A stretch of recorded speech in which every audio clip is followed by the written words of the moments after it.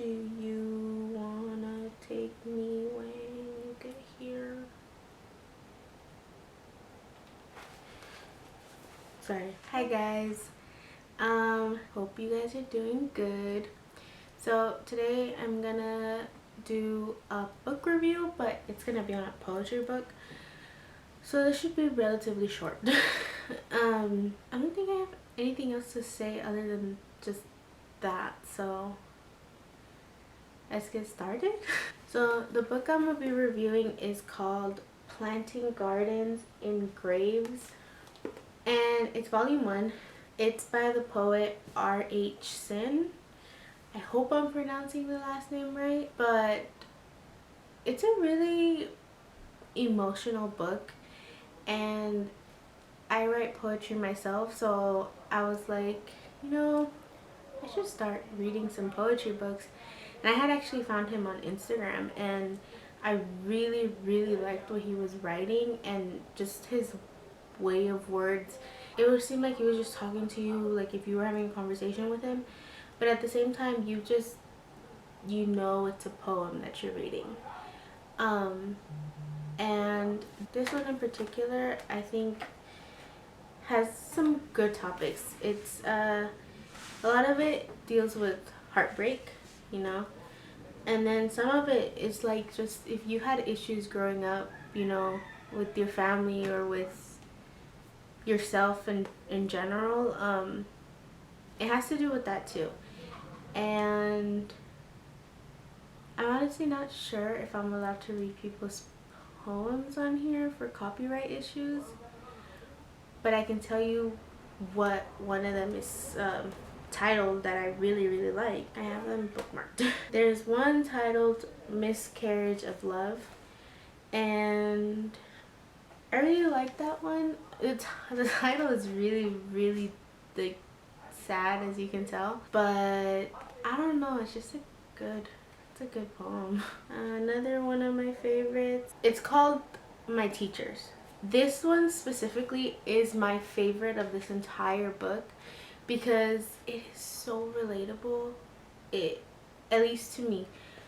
I don't know when if you guys or when you guys read it, if you'll relate to it. But he makes everything so raw, and not every poet can do that because a lot of poets have to put metaphors and similes and figurative language.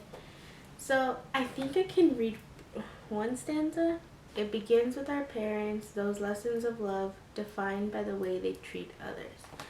So this poem has to do a lot with like your parents being your teachers, and basically you mimicking everything that you observe about them, and sometimes that mimicking is not intentional, and at times it could be a good thing that you're observing, and at other times it could be a bad thing. He does a really good job at showing how everything you see around you think about it and you learn it, and it depends on the person, obviously, how you interpret what you see. But of course our first teachers is always going to be our parents, and this poem is deep.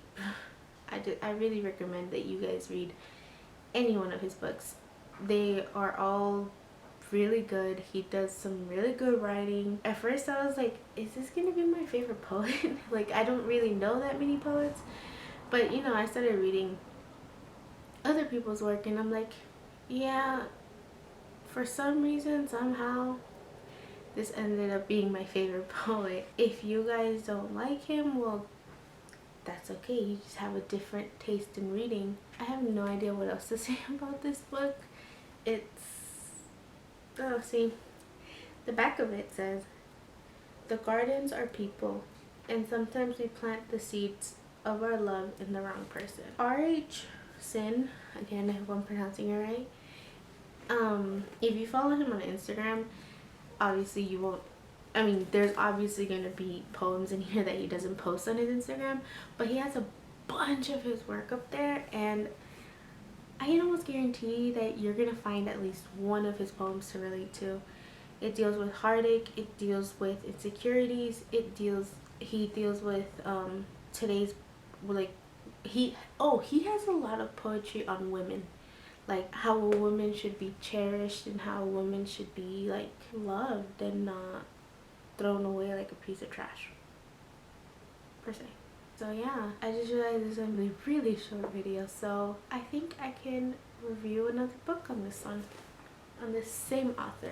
Okay, so the second book that I have about like 5 of his books. The second one that I have here is Whiskey, Words, and a Shovel, Volume 1. I luckily got the signed copy. On this one, again, I also have some that are like bookmarked to, like, you know, so I like them. This one, again, heartache and feeling numb, basically.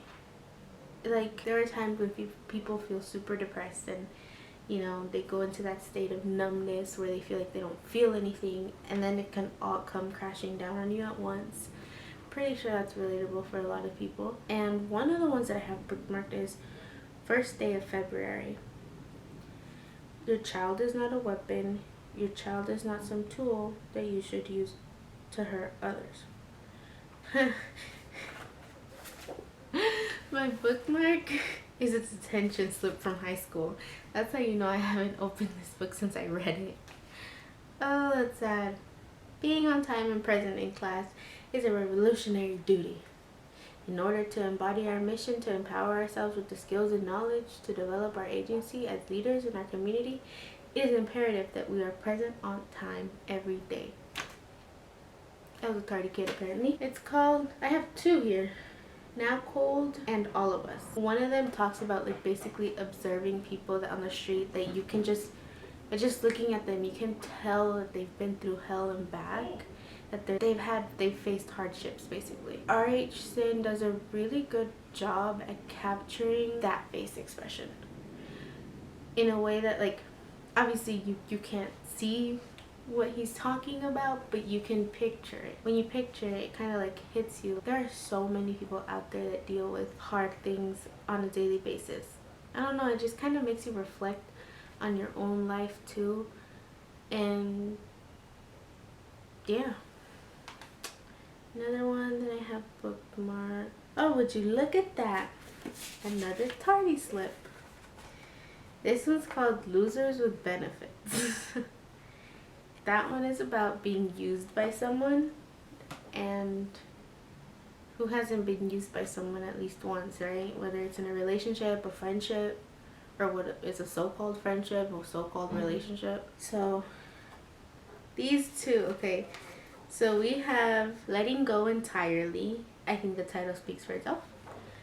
And Gift of the Broken and Easier but Difficult. If you don't have it, if you haven't read his work, I highly recommend that you do, because you'll fall in love. I fell in love with the first thing that I read, and I was just like, thank God. Because I've read poetry before, obviously, if I'm a poet, you know. But there was something about him that drew my attention really fast, and when I started reading, I found myself scrolling on my phone up until like 2 in the morning just reading his stuff. Then I figured out that he had books out, and I assumed it was only 1 book, and so I bought it. And then I don't know how I ended up finding out that he had a bunch of other books, and I went on a shopping spree and ordered like 3 of his books at once, and I finished them really fast. I mean, with poetry, you gotta read it and, you know, savor every word, every phrase, every stanza that you read, because if not, it's like you're reading, not paying attention, not caring. And sometimes poetry, you have to interpret it, whether it's the way that the poet wants you to interpret it, or yourself, for yourself. So I guess I didn't read them fast, because I did, you know, think about each poem after. But yeah, so I hope you guys liked today's video. I really recommend you guys. No.